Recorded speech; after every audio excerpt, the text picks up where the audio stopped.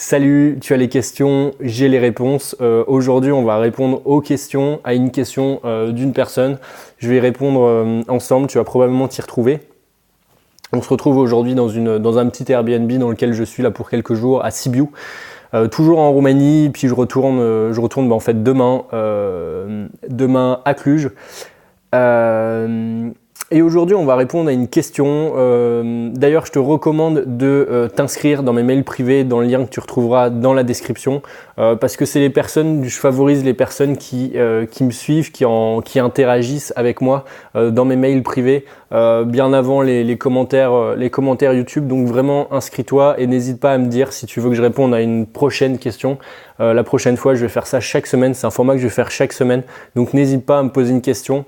Et tu seras tiré au sort, tu seras privilégié si tu es dans mes mails privés. Donc vas-y. Après, je répondrai bien sûr aux commentaires YouTube, mais ça, c'est dans un second temps. Je privilégie les personnes qui sont dans mes mails, comme tu l'as compris.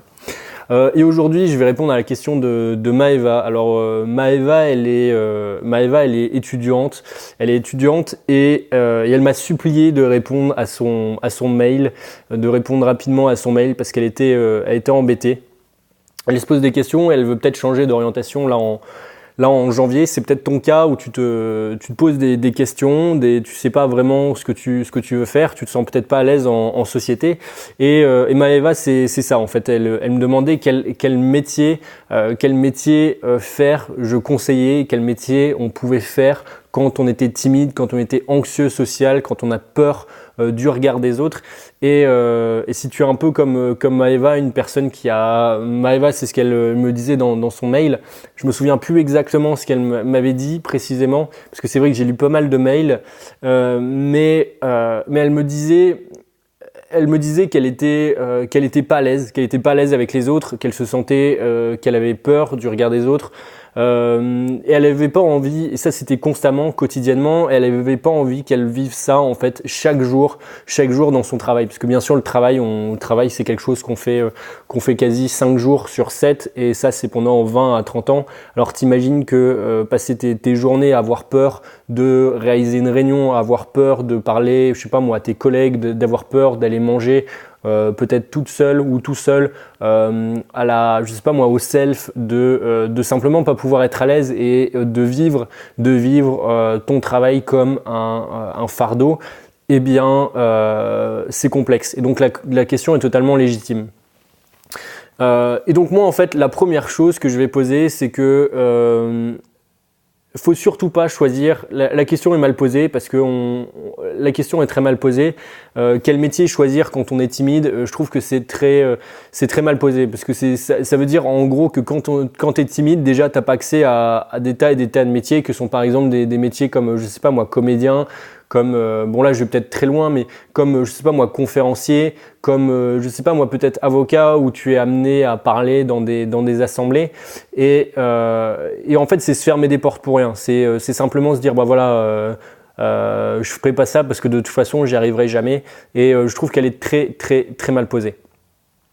Moi, je commencerai déjà par déjà essayer de trouver ce que tu veux réellement faire dans la vie, savoir vraiment ce qui t'intéresse sans te mettre de barrières, sans te dire bah voilà, je suis timide, faut surtout pas que je fasse ça, faut surtout pas faire ça. Non, tu mets à côté tes croyances limitantes, tu mets à côté toutes ces croyances, toutes ces pensées négatives qui te disent bon bah voilà, je pourrais jamais le faire parce que je suis comme ça, Non, la première chose à laquelle tu dois répondre, c'est qu'est-ce que je veux réellement faire, qu'est-ce qui me fait kiffer, qu'est-ce qui me ferait vraiment plaisir chaque matin en me disant bah voilà, je vais au boulot ce matin, qu'est-ce que je kifferais vraiment faire de ma vie. Ça, c'est la première chose. La deuxième chose, c'est tout simplement de trouver un métier dans lequel tu es à l'aise. Alors attention, il ne faut pas que tu trouves un métier dans lequel tu es méga mal à l'aise, où c'est confortable. Le gros problème de l'anxiété ou même de la timidité, c'est que, et ça je le répète dans mes formations, avec les clients que j'accompagne, les patients, les clients que j'accompagne, eh bien en fait ce qui se passe c'est que la timidité c'est un cercle vicieux, et moins on se confronte à nos peurs, moins on se confronte aux choses qui nous font peur, aux choses qu'on redoute, eh bien plus on va renforcer le cercle de la timidité, plus on va le renforcer et plus ça va se fermer et plus ça va être un cercle qui va être petit et ça va être un cercle vicieux. Et l'idée de le casser, c'est en sortant de ce cercle, c'est-à-dire en passant à l'action, en se confrontant à ses peurs. Donc justement, c'est pour ça qu'il faut surtout pas que tu prennes un métier dans lequel tu n'es pas dans lequel tu es complètement confortable. L'idée, c'est que tu puisses être suffisamment. Donc le deuxième conseil, c'est ça, c'est trouve un métier dans lequel bien sûr, qui répondent à ce que tu veux vraiment, un métier qui te plaise, ça c'est la première chose. Et la deuxième, c'est un métier dans lequel tu es suffisamment confortable, mais suffisamment inconfortable pour te permettre de développer à terme ton anxiété et de te, entre guillemets, challenger et de passer au-dessus de ta zone de confort. Par exemple, moi, ça me fait penser à, dans mon podcast, la première personne qui est venue, c'est Marilène Cimetière. Qui a souffert pendant très longtemps de bégaiement, et aujourd'hui elle accompagne des personnes qui bégayent, et en fait ce qui se passe c'est qu'elle a démarré, elle voulait pas du tout faire ce métier, elle a démarré en tant que, si je me souviens bien, c'était comptable, et en fait c'était justement un endroit dans lequel elle était vraiment à l'aise, et en fait au fur et à mesure, c'est aussi un choix dans lequel tu peux te retrouver, c'est au fur et à mesure en fait elle a elle a monté les échelons entre guillemets, et elle a fini en fait par, je crois au-delà de 5 ou 10 ans dans son métier, eh bien elle manageait des équipes, c'est-à-dire je crois que c'était 10 personnes qu'elle manageait, elle expliquait, et donc tu crois bien qu'au début elle démarrait, elle me le disait moi-même qu'elle n'était pas du tout confiante, qu'elle n'avait pas du tout une grande estime de soi, elle s'aimait pas telle qu'elle était, et en fait progressivement elle était à l'aise et elle a développé en fait cette confiance en soi, et après en fait à terme, pour te dire à quel point elle manageait des équipes jusqu'à 10 personnes. Donc l'idée aussi, c'est que tu puisses aussi trouver une évolution dans ton métier. Tu peux peut-être commencer simplement et trouver une évolution dans ce métier, c'est-à-dire que en fait aux fonctions de ton métier, par exemple tu vas peut-être commencer ce que je te recommande, pardon, c'est de commencer dans un truc plutôt simple et après progressivement augmenter pas dans la hiérarchie, mais de progressivement augmenter la difficulté. Voilà, un petit peu comme l'exemple de Marilène, où tu peux démarrer par exemple un métier, donc là je parlais de comptable dans le domaine de la comptabilité, dans le domaine de l'argent, mais peu importe le domaine, de démarrer dans quelque chose dans lequel tu es à l'aise et progressivement en fait d'avoir une possible évolution. Par exemple, un métier qui est, je sais pas moi, caissier par exemple, j'ai rien contre eux, ou même boucher. Quand tu es boucher, ou caissier, boucher, ou je sais pas moi, ou vendeur par exemple, t'as pas de moyen de grande évolution. Après, ça dépend dans quelle compagnie tu travailles, mais quand tu es à ton compte, par exemple en tant que boucher ou boulanger, ben la plupart du temps tu vas pas évoluer. Tu peux travailler peut-être en tant qu'artisan et puis après finir à tenir ta propre boulangerie. D'accord. Mais sinon, si tu travailles toute ta vie en tant que boulanger, t'as pas une grande évolution. Donc l'idée, c'est de trouver un métier où tu puisses avoir une évolution, où tu puisses développer ton aisance sociale. Mais encore une fois, l'idée simplement de cette réponse, c'est simplement que, encore une fois, c'est que la question est mal posée, c'est de trouver ce que tu veux vraiment. Si je dois résumer simplement, trouve ce que tu veux vraiment dans la vie, réfléchis à ce que tu veux vraiment sans te mettre de barrières, sans te poser de limites.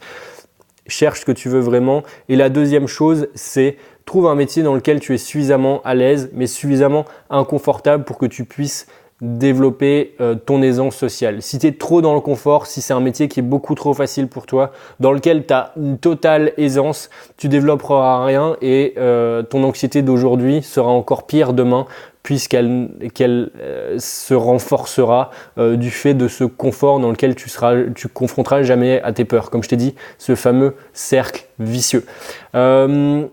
Maintenant, si cette petite réponse à la question de Maëva t'intéresse, et que tu as envie d'être la prochaine personne à qui je réponds en fait tout simplement, n'hésite pas à mettre ta question, à me la soumettre dans les commentaires. Et si tu veux recevoir plus de choses, si tu veux avoir plus de renseignements à mon sujet, si tu veux recevoir des tas et des tas de conseils pour développer ta timidité, j'ai n'importe quoi, développer ta confiance en soi, vaincre ta timidité, vaincre toutes ces peurs sociales et les peurs qui t'empêchent d'être toi-même, le regard des autres, inscris-toi dans mes mails privés, il suffit de cliquer sur le lien dans la description.